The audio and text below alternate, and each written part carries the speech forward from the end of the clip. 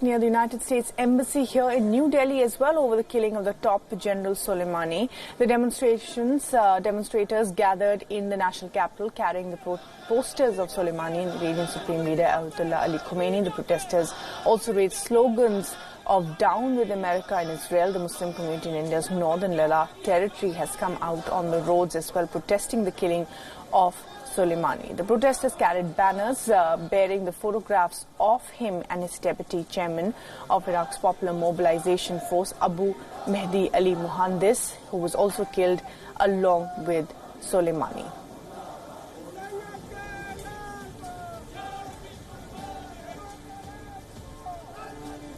Meanwhile, the Indian Prime Minister Narendra Modi had a telephonic conversation with the US President Donald Trump. Apart from conveying New Year greetings to the US President, Prime Minister Modi also emphasized on how India-US relations have strengthened over the years.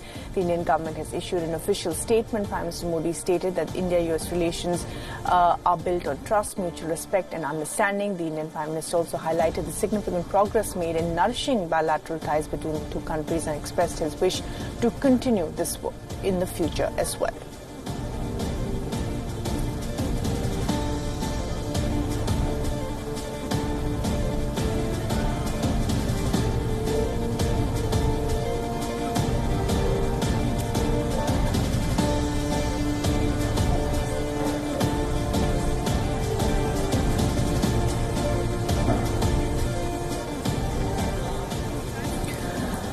All right, and now we're joined by Ambassador Anil Trigunayath, who has served as India's ambassador to Jordan, Libya and Malta in the past. Ambassador Trigunayath, thank you very much for talking to us tonight.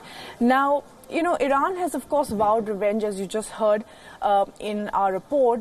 This harsh rhetoric by both Ayatollah Ali Khamenei and Trump, of course, has worked to some degree for them, you know, to close political ranks. But can they really afford to push this escalation to a full-blown war? Iran's economy, of course, faltering, and America presumably has no appetite for war. What do you think? Well, I believe that this war of words is very common, and as was expected, and this has been going on for over a year now, if you remember, since US withdrew from the JCPOA as well as imposed greater sanctions on Iran. However, on the sidelines, one always had some murmurings of some kind of a dialogue, whether through Oman or through Iraq or some other countries going through also. So there have been but now that one of the lines, red line, essentially has been crossed by the killing of Soleimani, by the drone attack authorized directly by President Trump, I believe that both sides have to continue.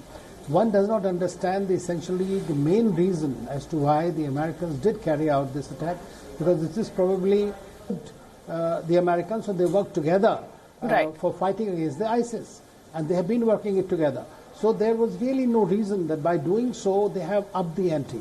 Now the whole hype has increased tremendously, and then how to contain it and bring it back is a major problem. Moreover, the American Congress, whether it is the Senate, nobody is happy about this decision because they don't understand the rationale of it. Nobody had sympathies for Soleimani as far as the Western public is concerned.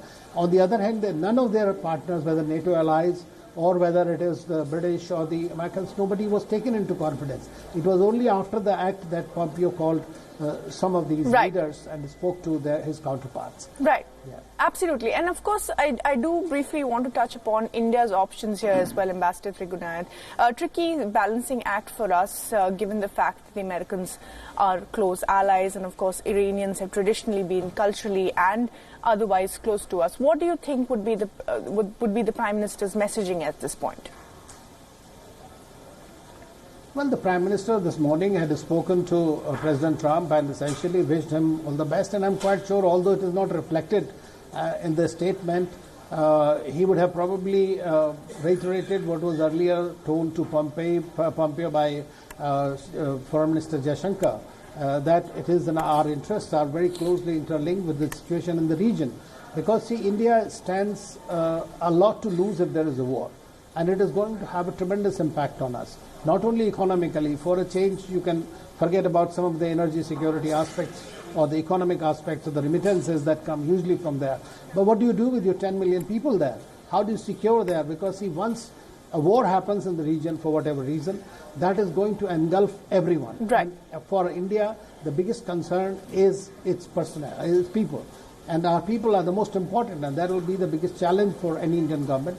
We have seen smaller evacuations, whether it is from Yemen, from Iraq, from elsewhere. They were such a major hassle, and now we are talking to millions of people. So for us, that is one of the key concerns. Of course, energy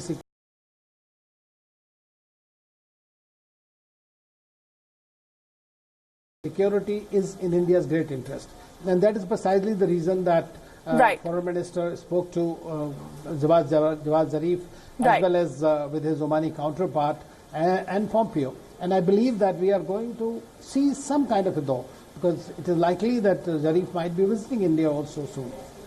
All right, Ambassador Trigunayat, thanks very much indeed for joining us and sharing your thoughts on what the possible road ahead is for United States and Iran, of course, and what and how closely other countries, including India, at this point are monitoring the situation.